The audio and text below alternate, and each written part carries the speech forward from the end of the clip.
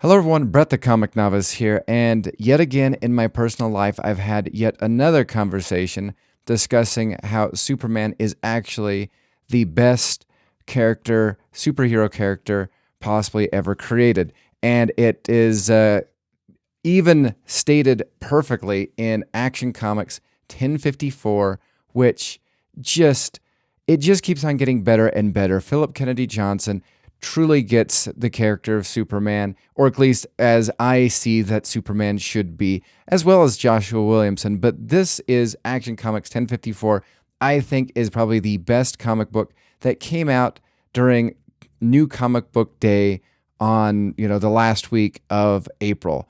And as great as the Green Arrow story is, and as how much as I got into that story and look forward to that story, this book, this Action Comics book, again, Phillip Kennedy Johnson totally gets the character of Superman and also Clark Kent.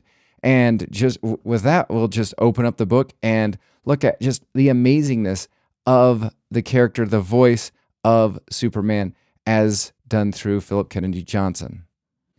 So where we last left off, we had the super twins, basically one of them kind of trying to come to save the day and helping as people were boycotting, protesting aliens that are on Earth. You have that One Blue Earth group or whatever.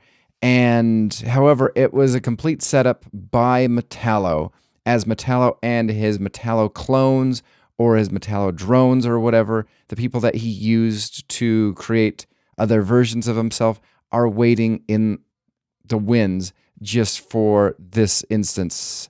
And what I really like about this part of the story is you also have in the previous issue, you had John Kent, who possibly could have actually been hating on the super twins.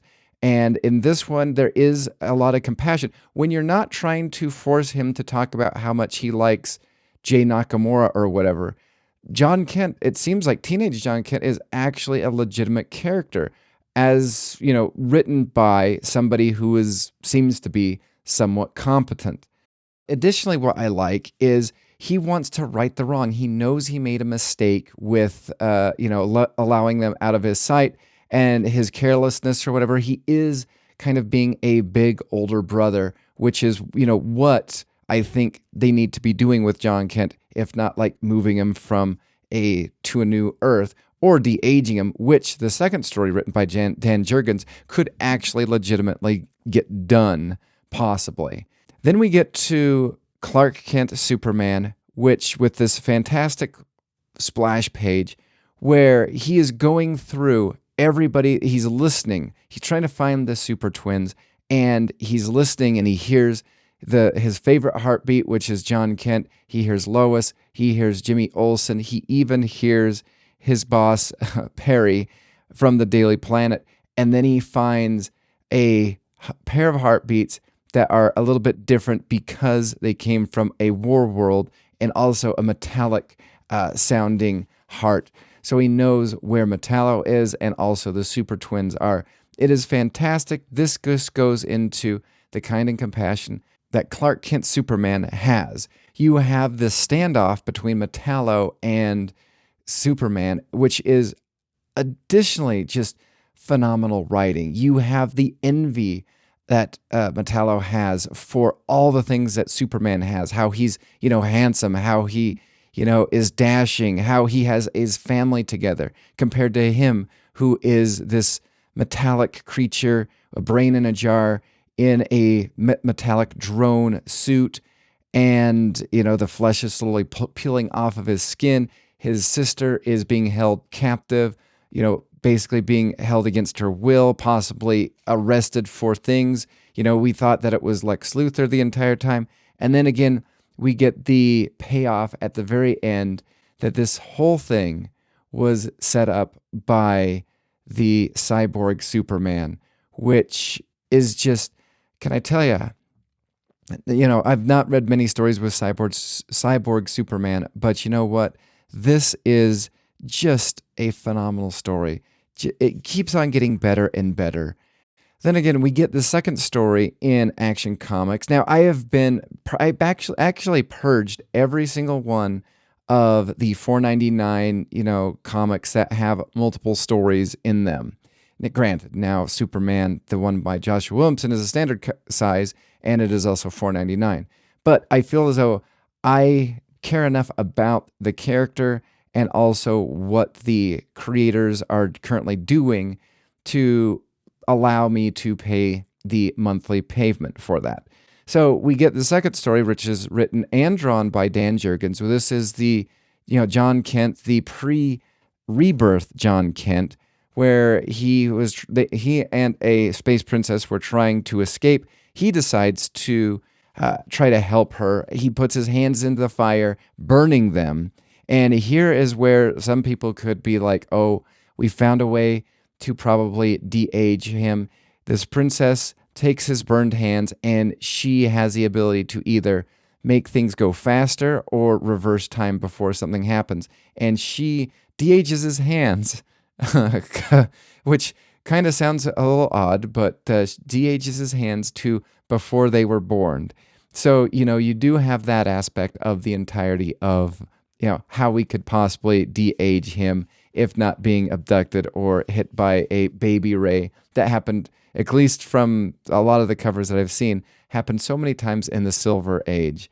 However, we do get, Doombreaker that's coming back. It seems like we're going to be fighting two villains in this story. We have Doombreaker, and then we also have the princess who, it was one of those things that I kind of feared, that the princess was going to be too good to be true, and that she was just using this as a ruse.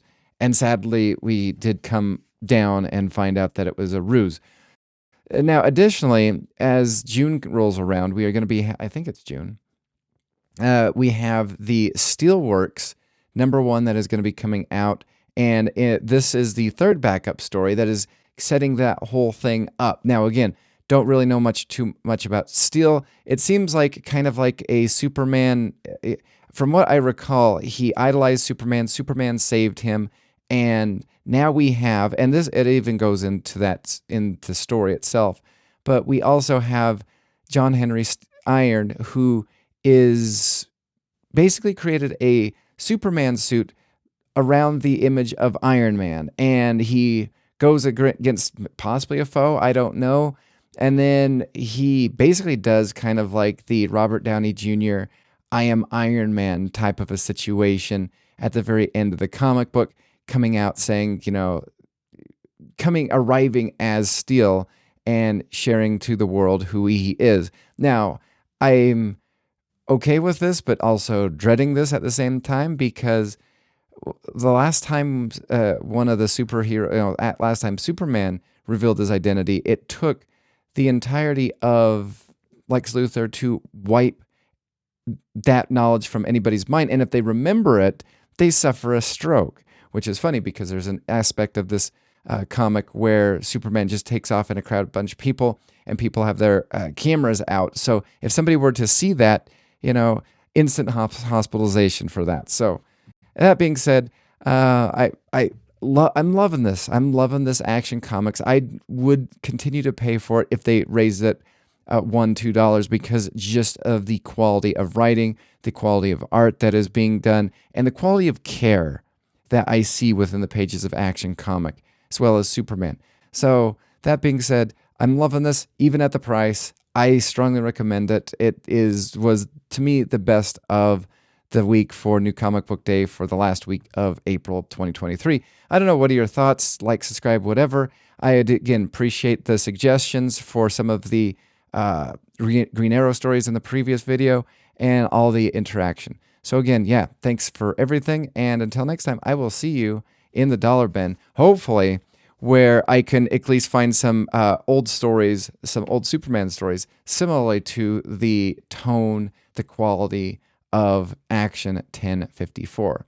Thanks. Defending, okay, blah. That not John Kent, that either, and yet again in my life,